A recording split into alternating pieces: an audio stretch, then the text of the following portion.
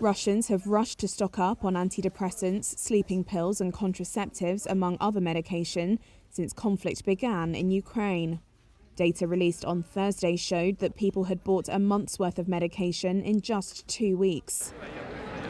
Official opinion polls suggest most Russians support President Vladimir Putin's decision to send tens of thousands of troops into Ukraine, but social media, interviews and anecdotal data suggest many Russians have been distressed by the severity of the sanctions imposed on Moscow by the West to try and force it to withdraw its troops. Muscovite Valentina is concerned about running out of essential medication.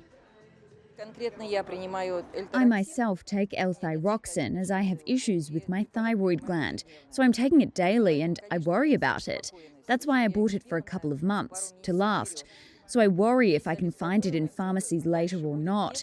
People are asking for it everywhere.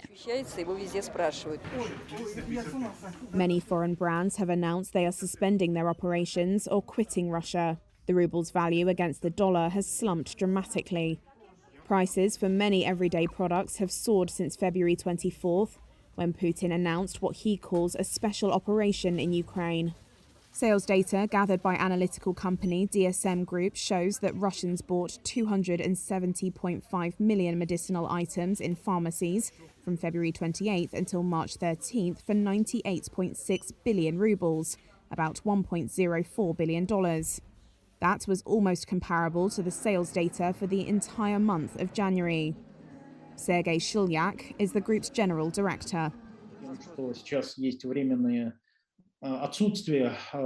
We can see that there is a temporary shortage of a number of drugs, but this won't be a problem soon, as almost all the foreign producers made claims of continuation of supply.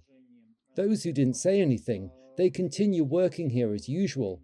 They don't give in to the political hysteria that exists in Europe and a number of other countries.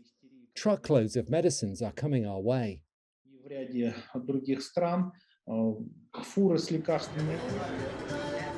Shulyak warned, however, that worsening ties with the West meant that although Russian manufacturers are still able to produce generic drugs, some were having problems sourcing ingredients needed to make their products. The data shows sharp increases in demand for antidepressants, sleeping pills, insulin, cancer and heart drugs, hormones and contraceptives in particular.